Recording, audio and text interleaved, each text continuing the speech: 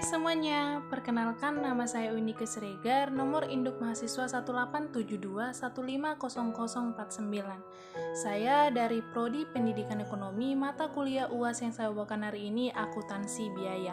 Saya semester 3, dosen pengampu saya Ibu Hani Arya Rahmani MPD. Welcome to my final semester exam.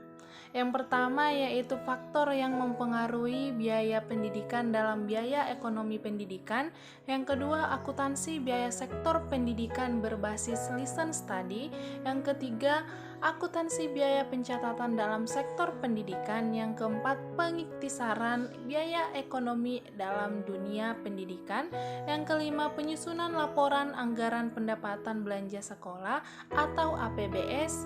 Yang keenam yaitu penyusunan laporan keuangan dalam 1 tahun SPJ pendidikan. Selanjutnya kita masuk yang pertama yaitu faktor yang mempengaruhi biaya pendidikan dalam biaya ekonomi pendidikan, di mana institusi pendidikan dapat digambarkan dalam banyak jenis, misalnya lembaga yang berupa taman kanak-kanak, sekolah dasar, sekolah menengah, pondok pesantren, madrasah, dan perguruan tinggi. Selanjutnya di sini ada menurut Nanang Fatah tahun 2008 dalam biaya pendidikan dapat ditentukan oleh beberapa faktor, yaitu yang pertama besar kecilnya sebuah institusi pendidikan, yang kedua jumlah siswa, yang ketiga tingkat gaji atau tingkat pendidikan, yang keempat rasio siswa berbanding guru per dosen, yang kelima kualifikasi guru, yang keenam yaitu perubahan kebijakan dari penggaji atau pendapatan. Yang kedua yaitu akuntansi biaya sektor pendidikan berbasis listen study. Listen study adalah aktivitas guru dalam merancang, melakukan, mengobservasi, serta refleksi pembelajaran. Aktivitas listen study ini dilaksanakan secara kerjasama, mutual learning, dan kesinambungan. Selanjutnya di sini ada tujuan listen study. Yang pertama, pengetahuan mengenai bahan pelajaran menjadi berkembang. Yang kedua, guru terdorong untuk selalu meningkatkan kualitas diri. Yang ketiga, mutu dalam pembuatan rencana pembelajaran menjadi meningkat. Yang keempat, keahlian dalam observasi kegiatan belajar menjadi berkembang. Yang kelima, hubungan antar guru bisa lebih berkualitas dan setiap guru saling mendukung dan memotivasi satu sama lain. Dan yang terakhir yaitu pemahaman mengenai pembelajaran menjadi meningkat. Tahapan listen study yang pertama yaitu plan atau perencanaan. Di sini guru akan terkumpul dalam kerjasama listen study untuk membuat chapter desik dan listen desik atau RPP yang berpresentasikan pembelajaran yang berfokus pada peserta didik. Yang kedua yaitu do atau pelaksanaan. Di sini ada dua aktivitas yang bisa dilakukan, yakni pertama adalah aktivitas pembelajaran yang dilaksanakan oleh guru yang telah dipilih secara bersama atau atas inisiatif sendiri. Di sini guru akan mengimplementasikan desain pembelajaran yang sudah dibuat secara kolaboratif. Dan yang kedua adalah guru yang ada di grup belajar akan melakukan investigasi dan pengamatan. Dan yang ketiga yaitu C atau diskusi dan refleksi. Tahapan ini terdapat pelaksanaan berupa diskusi dan refleksi. Di sini berupa tahap yang krusial karena usaha yang dilakukan adalah merevisi proses pembelajaran. Pada tahap ini, daya analisis guru atau peserta listen study akan diuji saat melakukan investigasi terhadap aktivitas pembelajaran yang sudah dilakukan. Dan yang keempat yaitu act atau tindak lanjut. Setelah apa yang telah dilakukan pada tahap refleksi, maka pengetahuan baru akan muncul, maka selanjutnya akan dilakukannya perbaikan dan evaluasi untuk naik level, mulai dari peningkatan personal maupun grup. Keuntungan listen study ini yang pertama, listen study adalah bentuk pembinaan guru secara terus-menerus. Yang kedua, LS lebih fokus pada perkembangan siswa sehingga guru akan lebih peka terhadap kegiatan siswa, dan ini menjadi istilah tidak ada anak tertinggal atau no child left behind dapat tercapai. Dan yang ketiga yaitu penilaian LS lebih pada penilaian proses atau formatif sehingga guru bisa memperoleh data penilaian individu. Dan yang keempat, LS memberikan kesempatan guru untuk berkembang secara kreatif dan inovatif. Yang kelima, adanya penyadaran diri atau self-reflection, local express, dan berbagai peran atau role sharing dan jejaring atau network. Yang keenam yaitu dengan adanya pembuatan chapter basic dan license basic, guru akan terlatih dalam membuat peta perencanaan dengan tahapan pembelajaran yang urut dan bisa mengantisipasi reaksi siswa. Selanjutnya yang ketiga yaitu akuntansi biaya pencatatan dalam sektor pendidikan. Sumber daya manusia merupakan aspek yang sangat penting bagi suatu negara. Oleh sebab itu, melalui berbagai upaya, pemerintah bersama masyarakat Indonesia selalu berupaya untuk meningkatkan mutu pendidikan di Indonesia. Undang-Undang Nomor 20 Tahun 2003 Pasal 49 Ayat 1 menyatakan bahwa dana pendidikan selain gaji pendidik dan biaya pendidikan kedinasan dialokasikan minimal 20% dari anggaran pendapatan dan belanja negara atau APBN pada sektor pendidikan dan minimal 20% dari anggaran pendapatan dan belanja daerah atau APBDE. Selanjutnya, sistem pencatatan sekolah. Yang pertama, inventarisasi aset sekolah dari sisi jumlah dan kondisi fisik atau baik buruk. Yang kedua, pembiayaan pendidikan dari sisi RKAS atau rencana kegiatan dan anggaran sekolah. Di sini menurut Peraturan Pemerintah Nomor 19 Tahun 2005, pendapatan sekolah dikelola menjadi biaya pendidikan untuk mencapai tujuan sekolah. Dalam hal ini, elemen pengeluaran sekolah dikelompokkan menjadi biaya seperti berikut. Yang pertama, biaya investasi yang mencakup penyediaan sarana dan prasarana, pengembangan SDM, modal kerja tetap lainnya.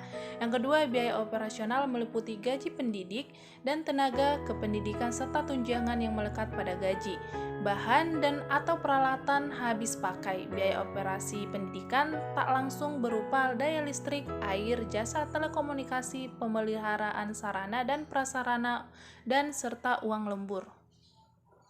Selanjutnya yaitu RKAS atau Rencana Kegiatan dan Anggaran Sekolah. Adalah rencana biaya dan pendanaan program atau kegiatan untuk 1 tahun anggaran yang bersifat strategis ataupun rutin yang diterima dan dikelola langsung oleh sekolah. Transaksi ini dalam RKAS dengan sistem cash basis nilai komputer tersebut dibebankan sebagai biaya untuk 1 periode atau 1 tahun pada periode pembayaran. Kondisi ini akan berdampak sulitnya menghitung unit kos pendidikan atau biaya pendidikan per siswa atau per tahun. Padahal pengorbanan sarana dan prasarana di satuan pendidikan itu dalam akuntansi pendidikan dapat diperhitungkan sebagai biaya menggunakan pendekatan akrual basis dalam RKAS-nya. Selanjutnya penyusunan RKAS. Yang pertama, penyusunan RKAS ini disusun melalui rapat di bawah pimpinan kepala sekolah yang melibatkan semua wakasek, semua guru dan komite sekolah. Yang kedua, RKAS yang sudah disepakati akhirnya disahkan oleh pihak-pihak terkait yaitu kepala sekolah, komite sekolah dan manajemen sekolah. Sebagai sumber penerimaan utama yaitu sumbangan pendidikan, dana BOS dan BOPD. Yang ketiga, perhitungan unit kos. Unit kos sama dengan biaya yang dibebankan sekolah kepada siswa sampai lulus dibagi lamanya sekolah. Yang keempat yaitu pengiktisaran biaya ekonomi dalam dunia pendidikan. Pengiktisaran adalah salah satu siklus akuntansi biaya yang sangat penting untuk menyusun laporan neraca saldo dan kertas kerja yang dibuat untuk laporan keuangan sekolah.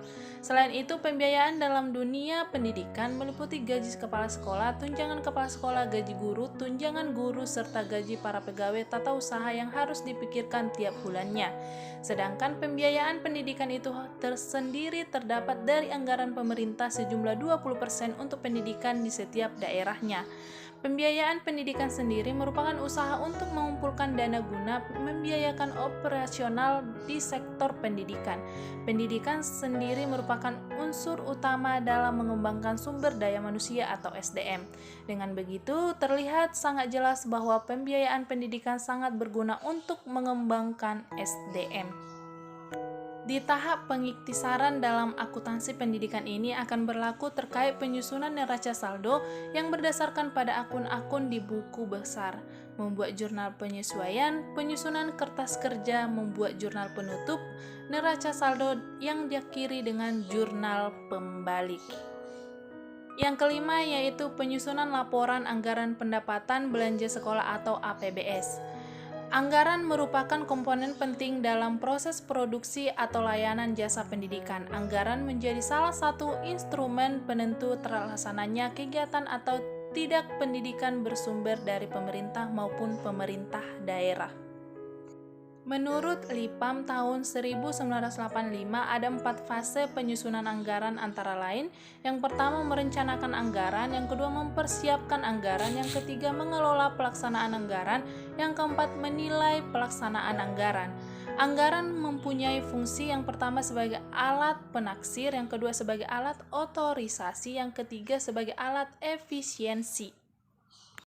Selanjutnya, proses penyusunan RAPBS ini meliputi yang pertama menggunakan tujuan jangka menengah dan tujuan jangka pendek yang ditetapkan dalam rencana pengembangan sekolah.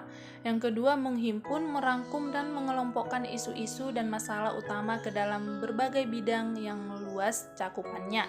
Yang ketiga, menyelesaikan analisis kebutuhan. Yang keempat, prioritaskan kebutuhan.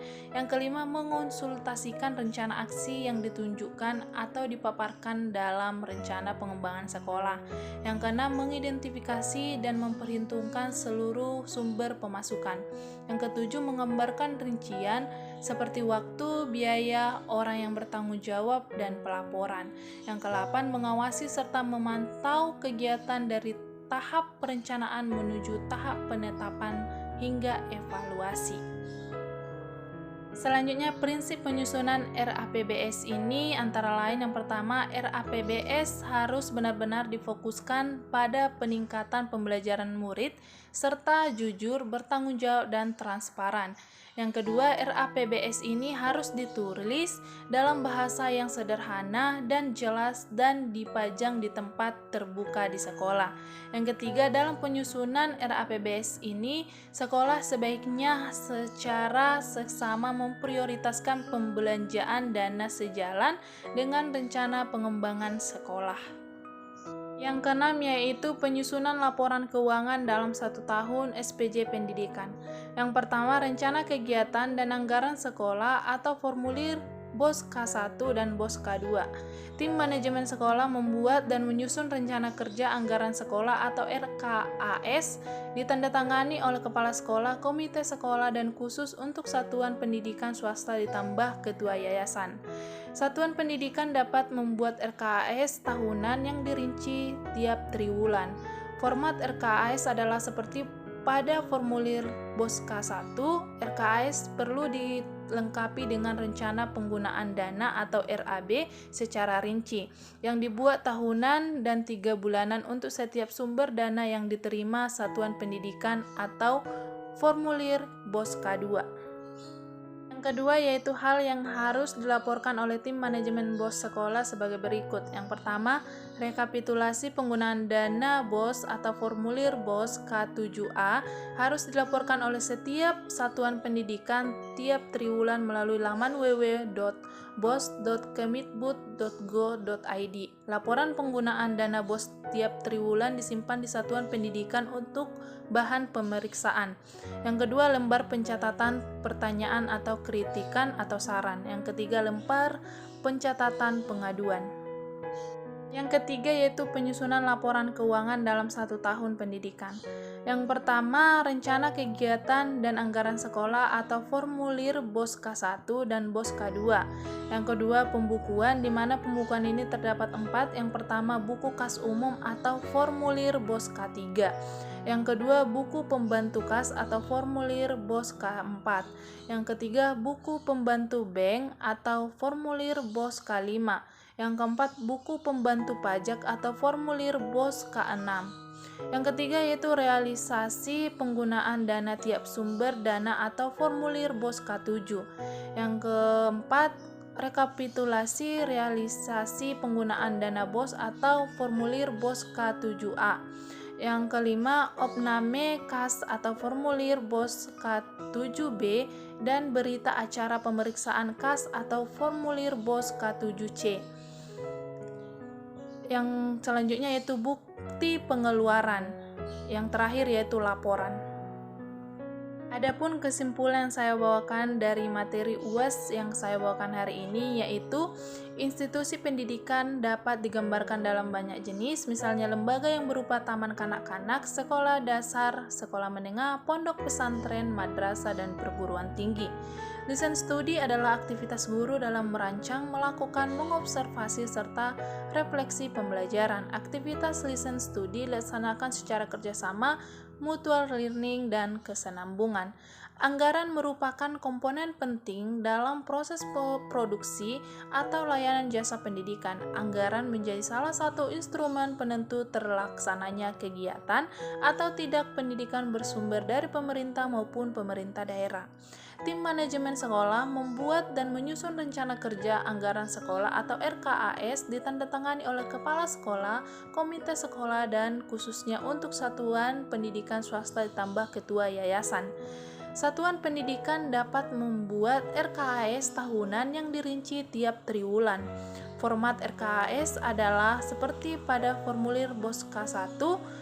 RKAS perlu dilengkapi dengan rencana penggunaan dana atau RAB secara rinci yang dibuat tahunan dan 3 bulanan untuk setiap sumber dana yang diterima satuan pendidikan atau formulir BOSKA 2. Dan di sini ada kolerasi yang saya buat, di mana akuntansi pendidikan sangatlah penting untuk diterapkan. Hal tersebut sangat berguna untuk membangun dan juga membuat kebijakan yang mampu mengembangkan institusi pendidikan secara baik. Untuk itu, dalam hal ini negara memiliki peran yang sangat penting dengan cara bertanggung jawab dalam membiayai pendidikan agar bisa meningkatkan SDM. Akuntansi dalam dunia pendidikan memberikan informasi keuangan dalam menunjang proses pengambilan kebijakan. Peran dan fungsi akuntansi dalam dunia pendidikan adalah menyediakan informasi kuantitatif, terutama yang bersifat keuangan, agar berguna dalam pengambilan keputusan ekonomi dalam entitas pendidikan. Sekian hasil materi UAS yang saya bawakan hari ini. Jika ada perkataan atau salah kata, mohon dimaafkan. Di akhir kata saya ucapkan terima kasih.